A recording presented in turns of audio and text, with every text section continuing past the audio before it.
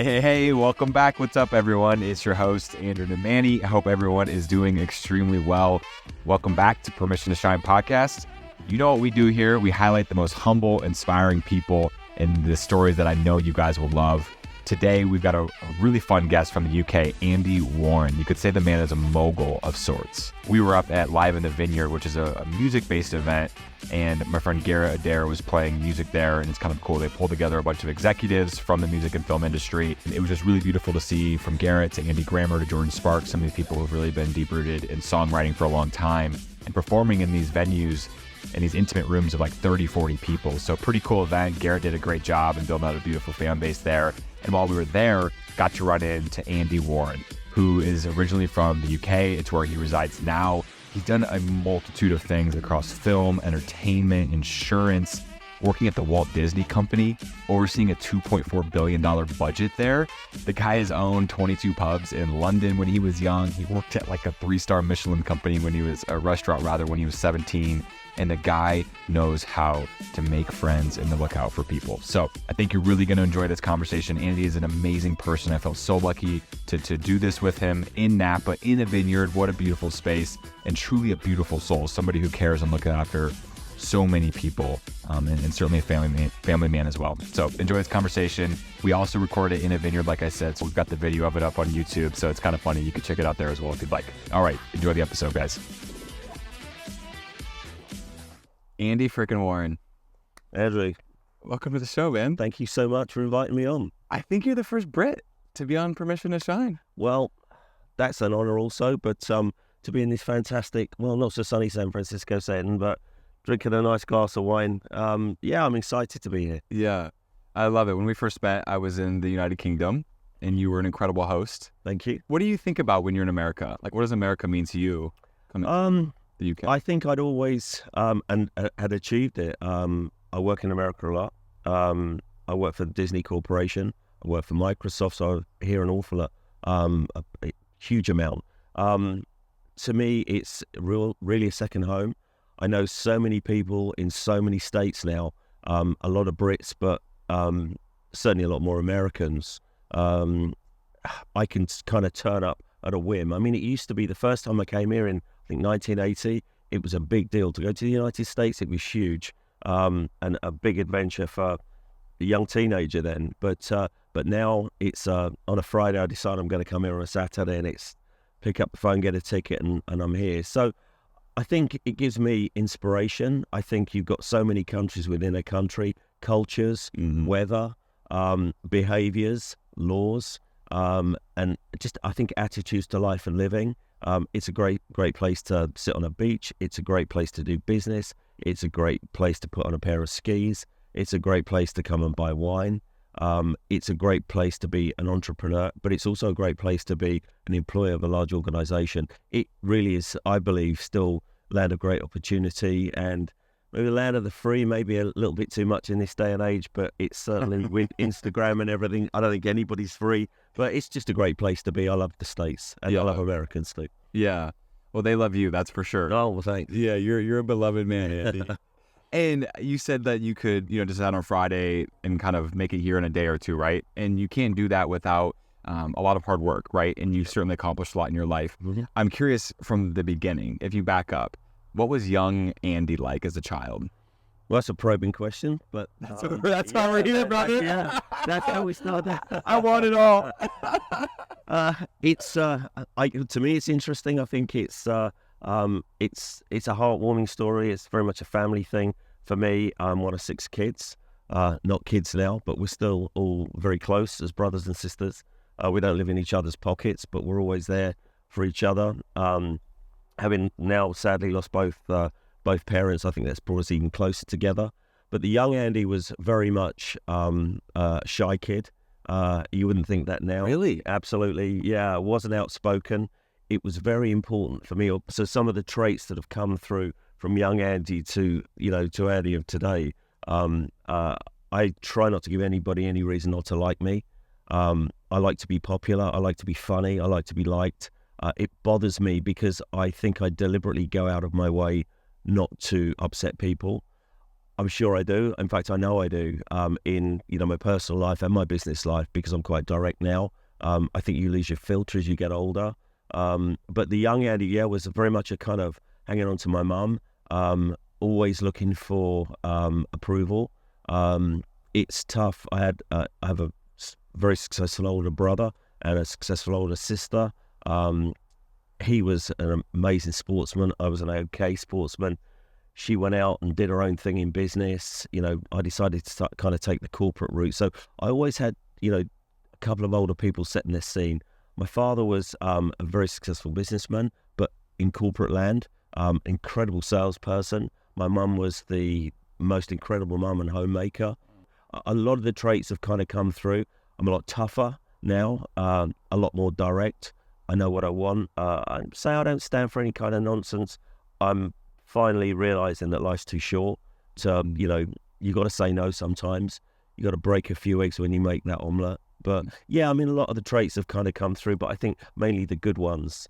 That kind of constant, I love a pat on the back from a boss in corporate land, Andrew. That always meant so much more to me than a cash bonus. Cash bonuses were lovely, but for somebody to validate what you've done or what you're doing, then I kind of started to move away from that in childhood and started to take the risks, and which could have made me a lot more unpopular than it probably did. But I become quite a challenging guy. I mean, the last big boss I had in the financial services world, he referred to me as the feral Andy Warren, because I just went and did what I wanted to do.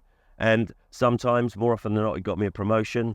Once or twice it got me ticked off, and I think once it actually got me the sack. But but I don't regret anything I've done there. We'll have to dive into that. Yeah, sure. Sure. So you went to high school in the United Kingdom? Mm-hmm. Yeah. And then did you go to uni, as they call it over there, afterwards, or what did that look like? The only thing I ever wanted to do when I was going through school, which is why I was kind of clever but lazy. It was more important to me at that age to be popular than to be an academic. I wouldn't say I kind of got in with the wrong crowd, but I certainly didn't kind of kick around with the nerds and the guys were going to Oxford and Cambridge. Back then, when I was at school in the 70s, the top 2% went to university. It wasn't even something that was really on my radar. Wow. So the only thing I'd ever wanted to be was a chef. I love to cook, and I still do. I'm from a family of chefs. My sister's a chef. There's a lot of F&B people in the family. I landed a top job at the Savoy Hotel, which is the only 3 Michelin star restaurant in London. In the UK, actually, at the time, under a really hard-nosed Italian chef who scared the living daylights out of me at the interview, but also my mum and dad, who came to the interview with me. How old were you at the time? So I was 17. I landed a job there and a scholarship to Westminster University to learn basically the hotel and catering trade. Back then, I'd finished school in the May. I started work in the September. And for 3 months, I just got out and goofed around and drunk too much beer and met girls and had fun. And I then started a severe 7 o'clock in the morning till 5 in the afternoon shift. And then after the first week, I worked out that I had to work Friday and Saturday nights. And I thought, well, I just can't be doing that. I go out with my buddies, I meet young ladies, I go to dances and stuff. So foolishly walked out of what was then the dream job. And on the way home, it just occurred to me that my father was going to kill me. From a big family, money was pretty tight. He bought me all the chef's whites and the knives for this fantastic job, and he was so proud of me. He had no idea you were going to quit? Absolutely, none at all. Because, I hadn't done fantastically at school. I got a bunch of okay exams, but nothing fantastic. And I thought, on the journey back from the Strand at the Savoy back to my home in northwest London, I had to find a job. Otherwise, I was going to get home to an absolute verbal beating from my father. So I managed to get halfway home, and I went for a walk around a shopping centre, and there was an advert in a shop window, wanted trainee salesperson. But well, I'll be good selling. I like people like me, and it was a tailor shop, a gentleman's tailor shop. I went in there, spoke to the owner, he seemed to like me. He said, "Start tomorrow morning."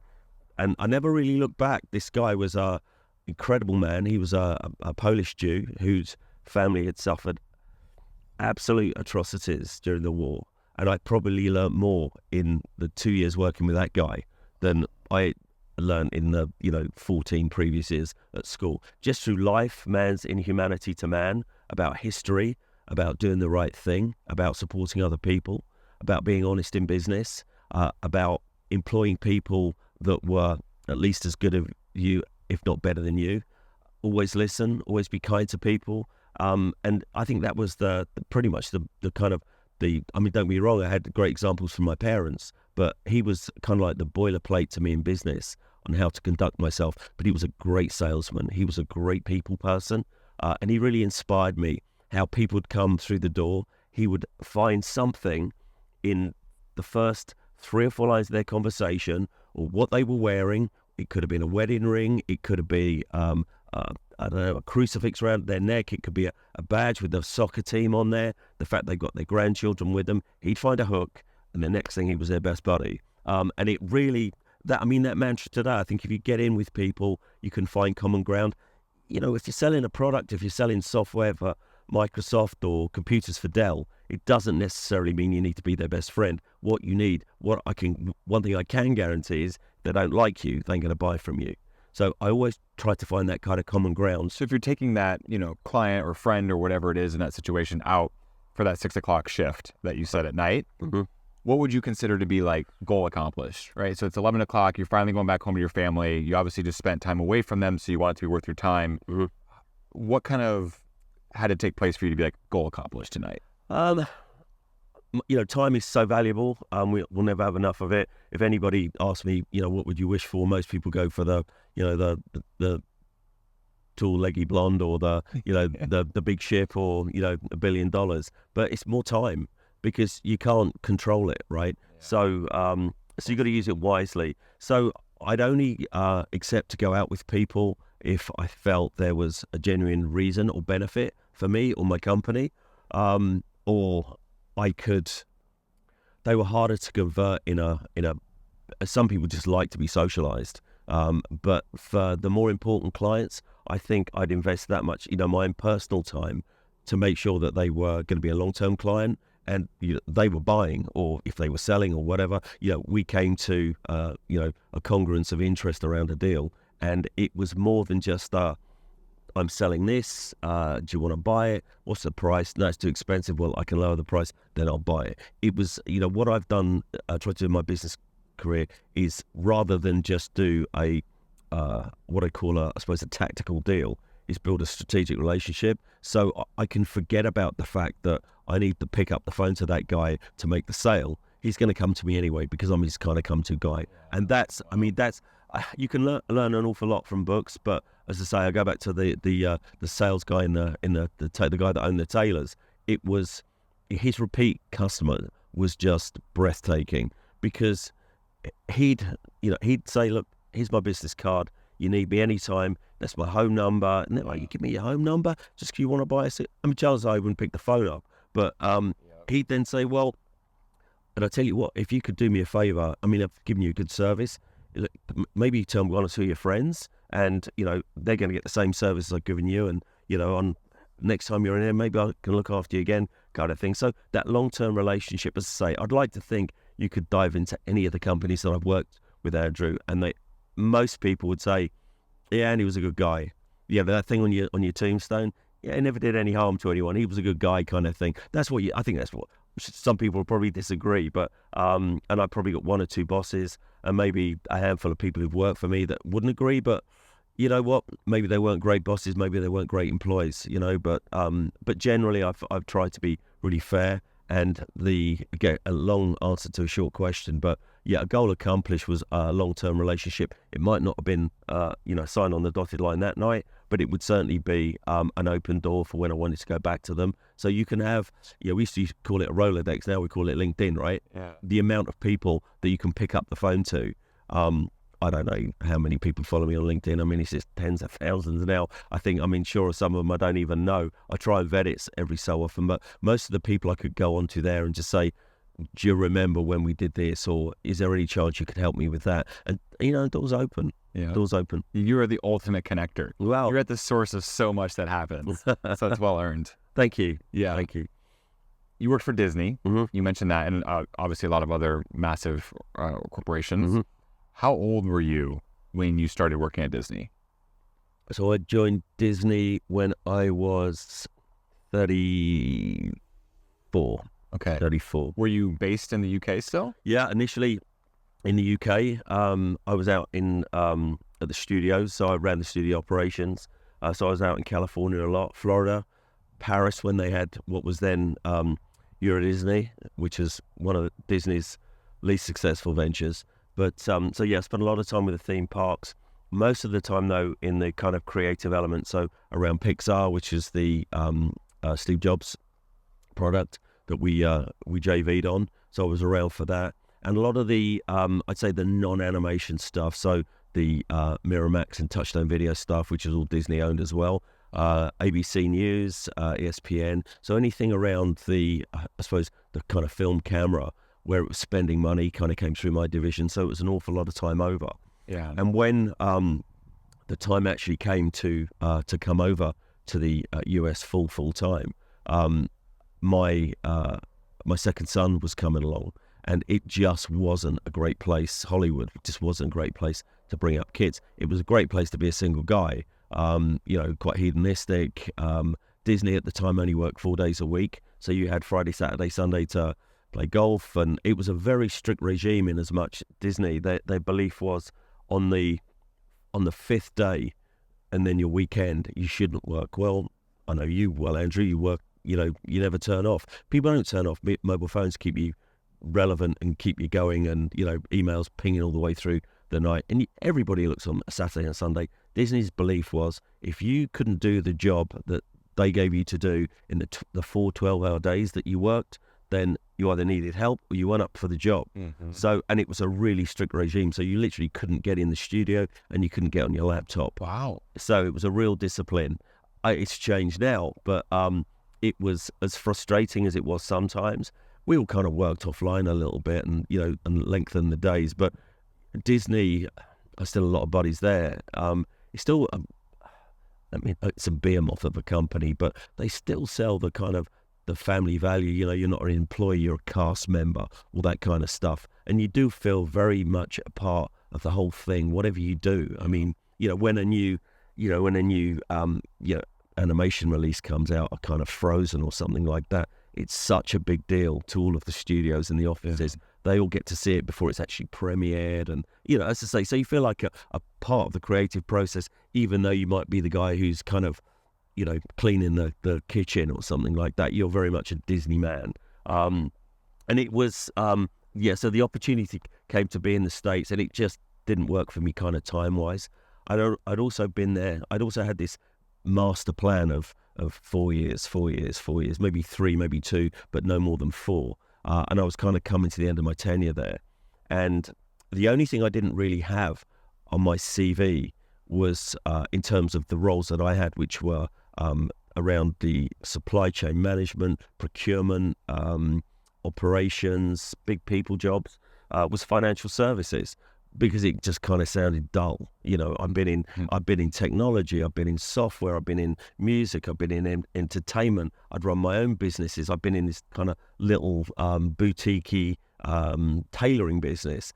So I just thought, well, financial services, that's guys in grey suits and, kind of stuff like that. And it still was, but I just thought the time is I think kind of come for me, 2 kids at school, to kind of grow roots in the UK and pull these kind of fanciful feelings about being in the States to the back of my head. And I guess, if at any point in the interview you'd say, is there one regret? That would probably be it. I think I should have grabbed the bull by the horns and done it. But I think that was the old Andy. What do you mean by do it? Just move to the States. And, I asked a lot of people for their kind of feelings and their thoughts. I probably asked the wrong people. Because it was binary. It was like, dude, you'd be crazy if you didn't go and live in the States full time. The family will sort itself out. And then the others said, leave the UK. Why would you leave the UK? Your brothers and sisters are in the UK. Your whole kind of ecosystems in the UK. So there were no kind of I suppose, kind of mid-table people would say, well, the upside is this and the downside is that. I mean, it was very clear to me, but I made the decision, and you kind of stick with it. But and thank goodness life's turned out incredibly well for me. It has. So, And now you come all the time. And yeah, I mean, to say all the time. And, Disney, it was a great place. It's a great place to kind of move forward. But to get to the top in Disney is so difficult. I mean, I was senior in the business. You, but you worked for Michael Eisner. I did, yeah. And he went on to be CEO for... Yeah, I mean, Michael was... You didn't get a lot of time with Michael. In fact, if you did, something was wrong. Yeah, you didn't want to... So how much time did you have with Michael? Yeah, well, enough. But when I left, he signed his autobiography for me and wrote a really nice piece there. But listen, he had a lot of direct reports, but anything that was around spending money, and my budget was billions. He wanted to know who was doing it, how they were doing it, and if he knew that he could do it better, you were kind of called in for some Eisner time. So that's what we used to call it, Eisner time. But you tried to avoid that any way you could. But when he was happy, he was great. But if something had gone wrong, yeah, man, he was one guy that you didn't want to cross. He really was. But what would that look like? Say something's going wrong with I guess their time. I think he'd have pet projects. He really would have pet projects, and a lot of those pet projects were around M&A and expansion. So he liked M&A, but his first question was, before anything was purchased, why can't we have done it ourselves? Why can't we do it ourselves? Why didn't you think of that? You got a team of 30 people. Why didn't they think of that? Why do I have to go and spend 200 million on this company? We should have done that. We could have done it better. Yeah. So it was always a challenge. I think it was more to promote the learning and the inspiration of his employees. But yeah, I mean, he was, again, passionate. It was like every penny in that corporation was his. One of the world's largest public companies, but he treated every penny like his own. Eddie, going back to the UK, well, but you're back here in like 2 weeks. I mean, why don't you just stay? I prefer to put you in a hotel than keep buying all these tickets for you. I mean, he'd pick up on what I'd now consider the minutiae in an organisation that was that big, but what he was actually doing, he was getting me to do that to my 30 direct reports, who were going to do it to their 30 direct reports, and then the whole company would be awash with these Eisnerisms about don't waste money, think before you spend it. I mean, I learned a great line from him, and I was what I consider a procurement and supply chain supremo. He would say to anybody that I'd employ in my team, what's the best way to save money in procurement? And they'd say, well, you go out to the market with a RFI and a tender. And he said, no, the best way to save money in procurement is don't buy it in the first place. And, I mean, that's a great strapline, really, because he hated waste. And again, that's something I think I've taken. Even now, I hate waste. I wouldn't order a food I'd eat. I think I'm only going to eat half of. I wouldn't buy 3 shirts when I kind of didn't really like the color of the third shirt. I hate waste because, I come from fairly humble beginnings, and, whereas now I guess, you pretty much buy what you want. I didn't get there by wasting it, enjoy it. Yeah. But don't waste it. Right. And make sure that, make sure that your money's working for you as well. And that's something that I've always done. I've never left, a few £1,000 line in a bank account for a rainy day. I'm going to take it out and I'm going to invest it. And that has got me to, I think, where I am today. So from moving through the big company thing, the Disney thing, then to RSA, who were the then largest insurance company in Europe, massive players in the USA and Canada, and moving into an incredibly big role there, which I suppose gave me, was a bit boring to start with, but I've also found out, Andrew, that jobs are more often than not what you make them. You can do your job. I think if you do your job well, if you're this kind of person who wants to get on, who's inspired, wants to earn money, you'll always find that opportunity, providing you've got to be true to yourself. Try not step on people. It's difficult sometimes because, I want to move at a pace, and this guy kind of wants to move at, 10 miles an hour, but I'm kind of ready to go 100. So I think I've left a lot of people behind. And I guess they're the ones that would say, yeah, Andy's a bit light on his feet. He cuts corners. He takes big risks. But more often than not, they paid off. So I don't know if that's all luck or all judgment or a bit of both. But, I'll take it. Is it easy to look back? But advice to any young guys in business, just be true to yourself. Be honest. but work hard, focus, but take risks. Because if you don't, you know, that age-old saying, Andrew, keep on doing what you've always done, you'll always get what you always got. And it's true, you know. So I don't look back on anything I've done in business. I'm grateful for where I am now, because the mistakes I've made in business, I'm really good at what I do now, not because I think I hit 45 or 50 or 55 and became brilliant. I've made so many mistakes with other people's money, taking big risks. What I've replicated now is, I've managed to do. So anybody in a big company, I mean, I'm not saying to everybody in IBM and Dell and Walt Disney and what have you to go out and blow the company money, but be brave and don't hide your light under a bushel. Get out there and bang a table. Let people know. Don't be afraid to knock on the big boss's door and say, you don't know me. But quite often you get slung out, but more often than not, say, well, that's great. Good for you. I'll keep an eye out for you. Get in front of the right people. Business is a noble art. It's a noble profession. Hustle. That's beautifully said. I talked to your children, Charlie and Ollie, and said, what should I talk to your dad about? And they said you should talk to him about Linux. Oh, wow. Okay. What does that mean? Well, that's an interesting one. So Linux was, I think, after I wanted to be in the tech market, but I wanted to be, I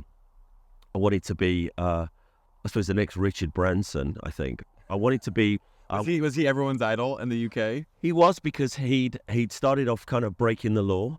He'd got into the music market.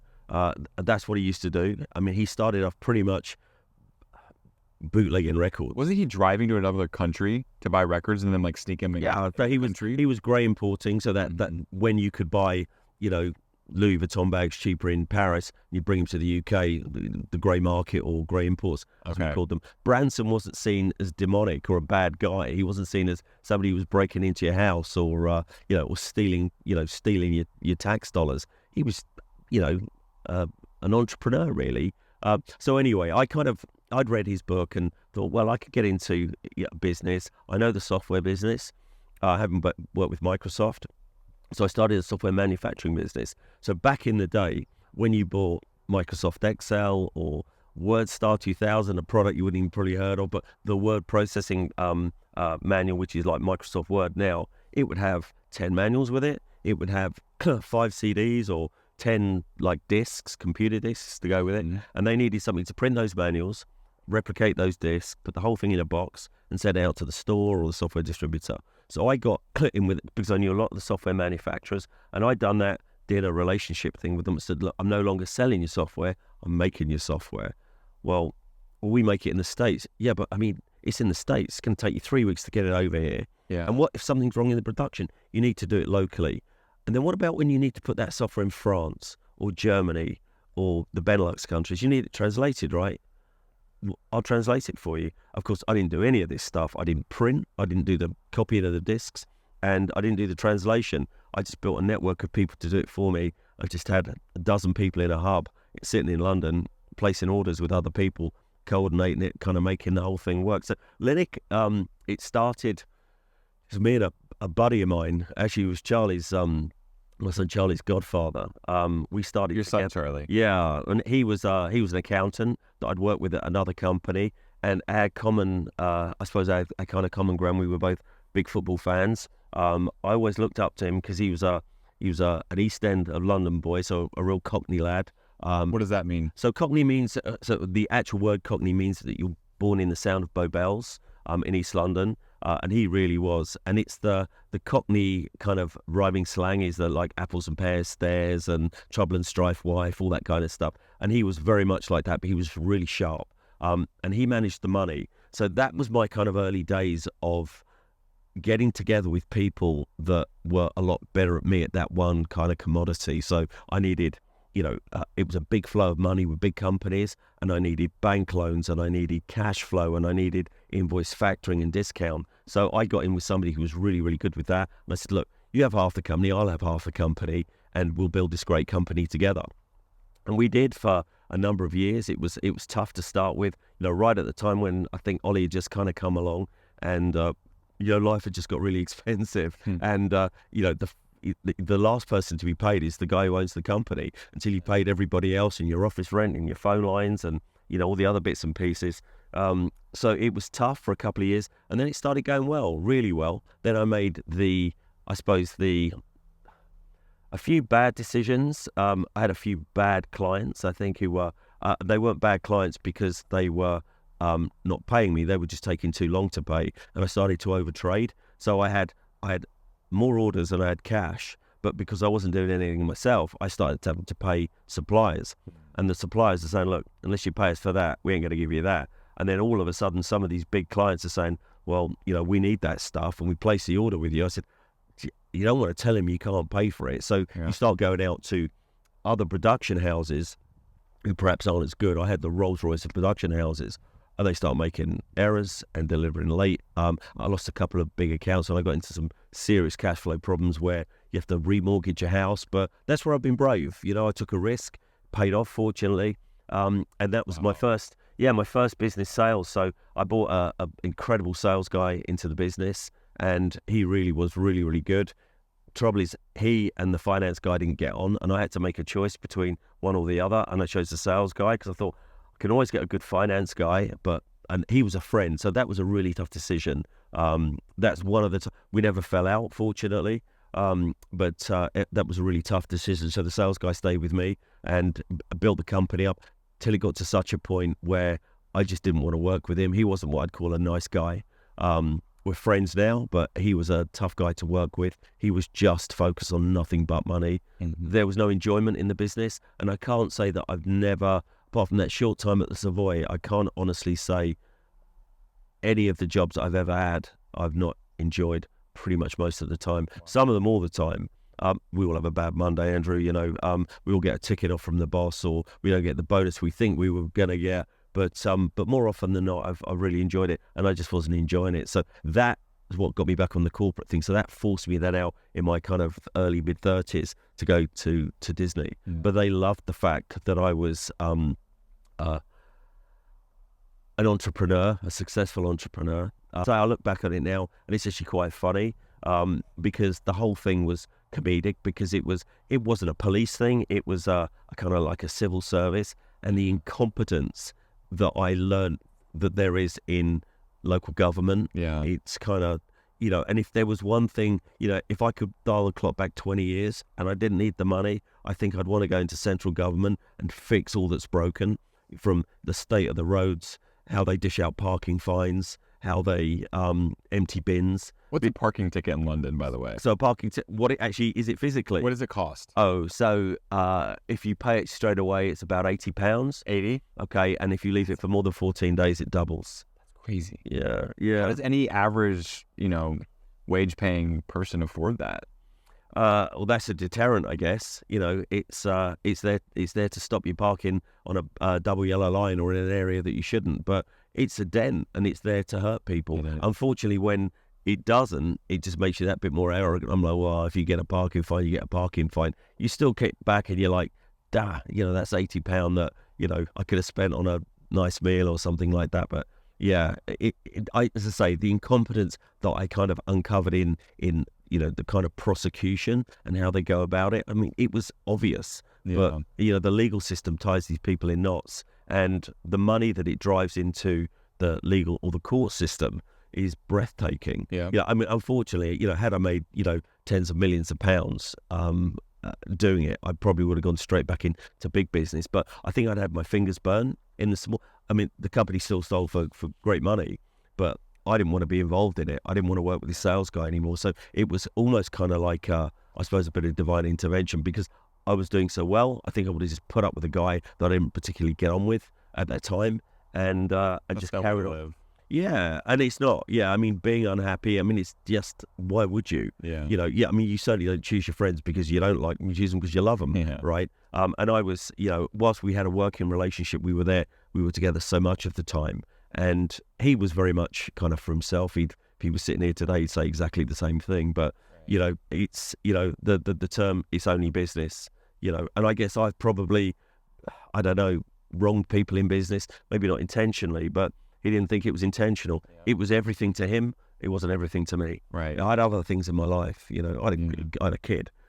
So my thoughts were, and I wanted to kind of get back on I like the corporate thing. I thought it was time to get another tranche of learning without having to pay for it, using other people's money. Right. So it was kind of like the right time. Yeah. It's the right time. Yeah. But interesting. Yeah, it's actually interesting really living it, because it's not my proudest moment, but I learned. Do you know what I learned? We all have them though. Absolutely. And you're just brave enough to talk about it. Yeah. Yeah. So many people try to hide it. Yeah. And act like they don't have it. We all have it. Yeah. I mean, I'm the first to admit I like the finer things in life, whether it's travel, watches, food, cars.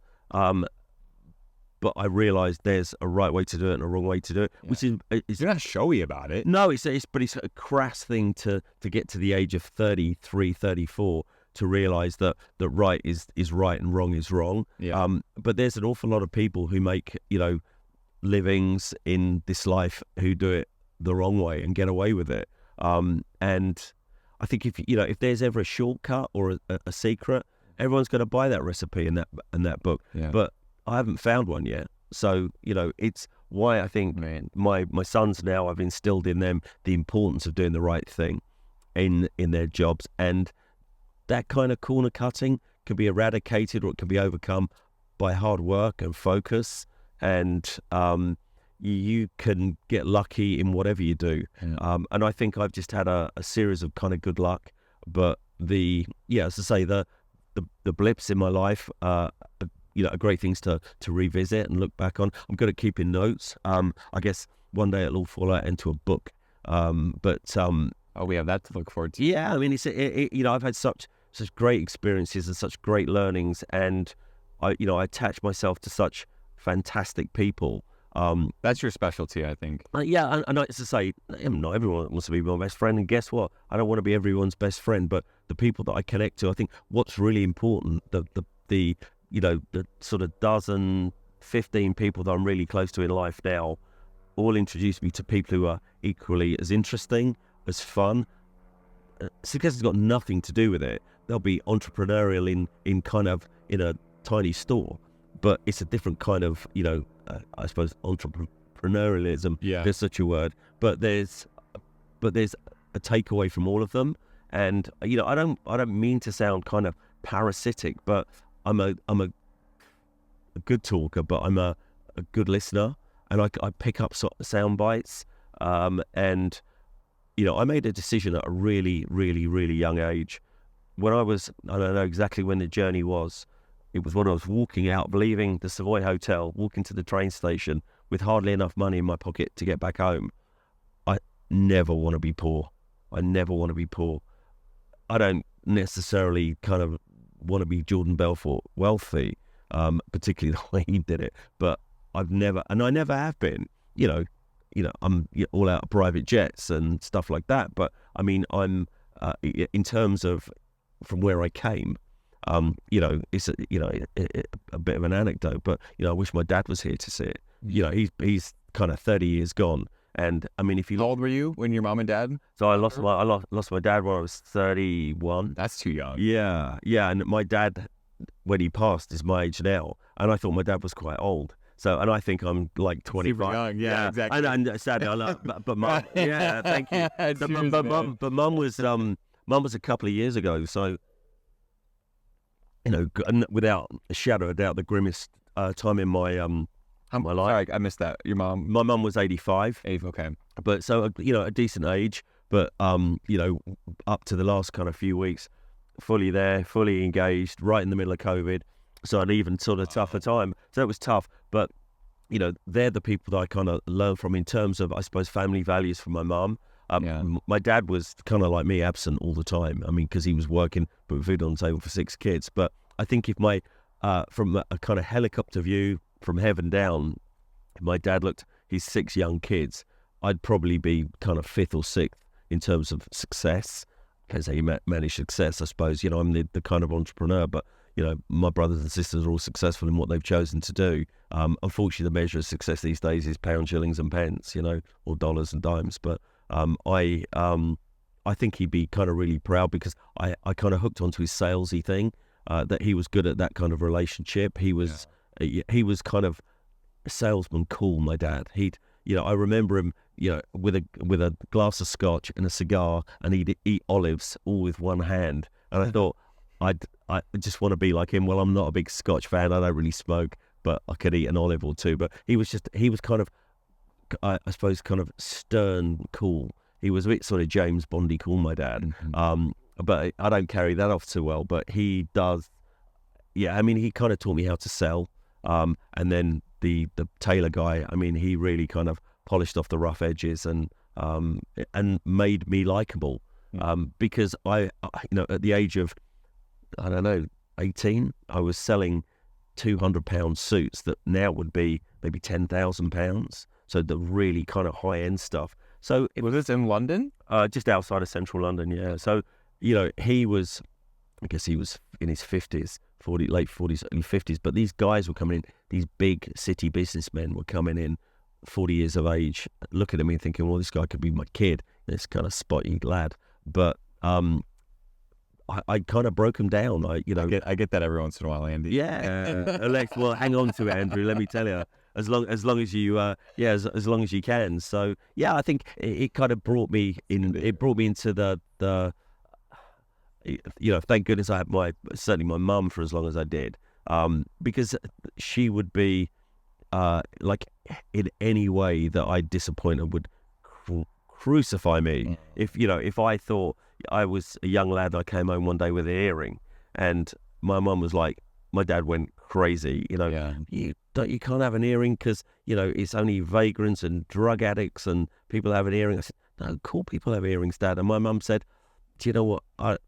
You keep it in if you like it. If your friends do it, but I don't really like it. 10 seconds later, that was gone. Yeah, I mean, I never wanted to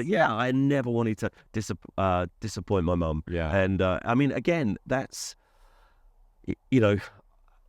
the values I instilled in my kids. That kind of family is everything, and it's your parents because you're going to lose them, right? But your brothers and sisters, try and stick together as a unit, and that's that's helped me an awful lot as well. My brothers have got my back. My sisters, my older brother stepped into my dad's shoes. My older sister stepped into my mum's shoes because my years are getting on, but who doesn't love a bit of kind of parental love, and I still get it, and I'm guidance from brothers and sisters. It's cool.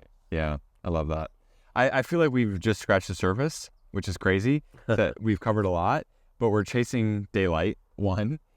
Yeah, we are. And I know we have dinner to get to, so but I want to do a few more topics. Sure. So we'll do these a bit more rapid fire style. So you owned, was it 22 pubs? I did. False. True, yeah. What is one thing that you learned through owning 22 pubs? Don't own 22 pubs. I think that if you're into something and it revolves around a business, do your homework before. I was the guy that sat on this side of the bar saying, glass of wine, pint of beer, scotch on the rocks, £20, pint of Guinness, pint of lager, £10. This is so easy. I'm going to be the guy on that side of the bar, and it's not easy. It's so not. I mean, the manager of the 1966 World Cup team said, "Play the way you're facing." So stick to what you know. Play the way you're facing, and again, that's something that sticks in my head now. I will only go into stuff that I know about. That whether that's work or invest in or supporting or mentoring or stuff that I know. That was a tough learning curve. Again, something shined on me, Andrew, and I came out of it okay. But it stole my life for probably 5 years. How old were you? Yes, late 20s, I suppose. So kind of pre-Disney. Yeah, I think I started at about 20. I want to say 26, 27. Yeah. Bought one pub. Did incredibly well. It's a great story for another time, but it did incredibly well. It did incredibly badly for a year. All of a sudden, the barman phoned me up and said, "Eddie, you need to get up here." The place was full up. I went up there. The place was packed. I didn't realise it was with about 200 girls. A nurses' training school had opened up the road. Then all of a sudden, these nurses started coming in. And what do you get when you get 200 girls? 400 guys. So this pub literally went for UK listeners, from doing about £4,000 a week to doing about £35,000 a week. We couldn't spend the money. So you totally forget that, the stars have shined on you and that it's all good luck. And you think, I'm a fantastic publican.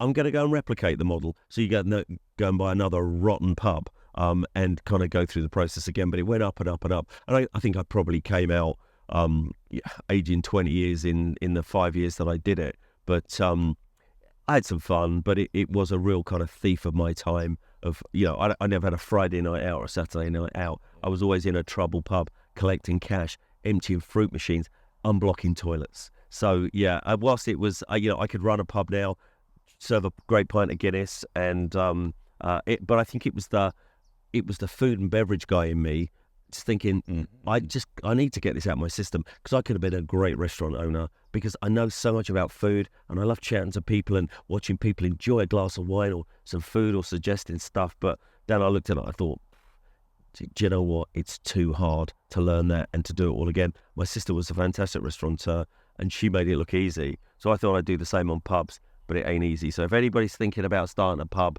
think twice. It's bloody difficult. You've mentioned honesty and the importance of being honest so many times in this conversation and when we're hanging out otherwise. Why does that stand out so much? Because I think the consequences of, let me kind of reiterate, I've not gone through business like some kind of, Pontius Pilate or angel.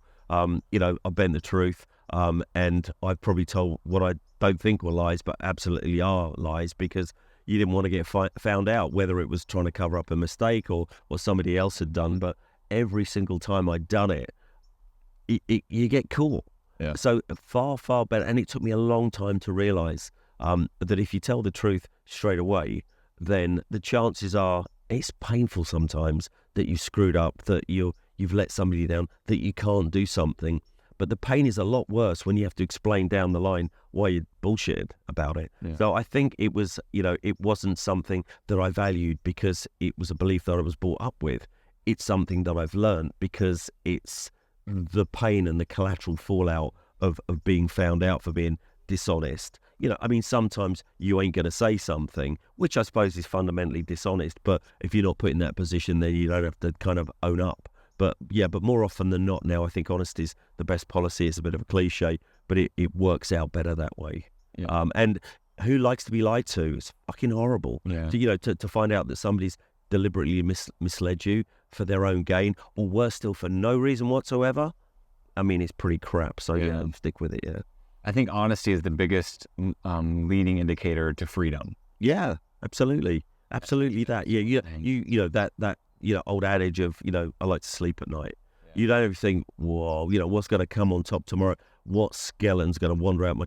I've got probably 4 closets full of skeletons, but fortunately they're all such a long way back now, nobody's going to bother to look in them. Why were you late for work? Well, the dog ate my homework, and, the train was late and stuff like that. Just try and be... And that's something that age and... I guess wealth gives you as well. It gives you that swagger, that confidence, and that whilst I believe, unless you're, Bezos or Musk or, Gates, we all report to somebody. It might be a partner, it might be a board, it might be a bank manager, it might be an investor. I've got people that I'm responsible to and for, so that's employees and business partners and business investors. So it's just easier to be straight with them, Andrew, Right. Yeah. It really is a good learning. That's such a powerful lesson. So thank you for sharing that. It's so wise, man. I'm curious. I think about young, shy Andy, the one who had to get called in line to go play football and all of that. What would that young Andy say and think about everything that you've done and accomplished and seen and built throughout your life? Yeah, it's not a question I've only been asked once, Andrew. I think it's frustrating when I think about it, because I think I could have been a better me, quicker, but the learnings are all valuable and part of the journey. I think now, maybe in the last kind of couple of years, everything's kind of AD for me. Everything kind of, for most people, it's kind of past COVID. I think it's from kind of losing my mum that, it's nice to impress your friends and families by being successful. But for me now, it's just more about self-gratification, because nobody gives a shit what car I drive anymore. Nobody, and they never did, but I thought they did. What district you lived in, what school your kids went to, none of the friends that I have now have ever judged me on the square footage of my house, whether I went on a cruise this year, whether I've got a, £50,000 watch. None of them. And if they did, do you know what? I don't think I really want them as friends. I guess the young Andy now would be, the shortcuts didn't hurt. Still kind of chase what you're after, be hungry, but be a bit foolish along the way. You can afford to laugh. You can afford, what's life about if you can't have fun? If you can't, look back at and every chapter of my book will end up with something really funny that happened to me or to somebody else, because laughter really is the best medicine.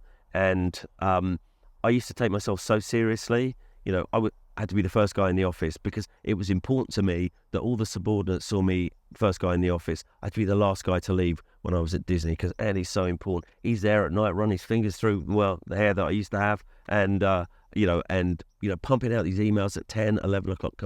It doesn't matter. It is absolutely quality, not quantity. It really is the content that you put out there rather than the volume of the content that people are interested in. The cleverest people work 4 hours a day. And now, I'm in a position where, I do this investment bank stuff and, it creeps into the night and your weekends and it, obviously drives to travel, that kind of thing. But the things that I really enjoy, the 5 businesses that I've bought and invested in, so it's either mentoring the guys that I work with, supporting the partners that I've gone in with, or being a valuable part of as a non-exec director or a board member for the businesses that I have my money in.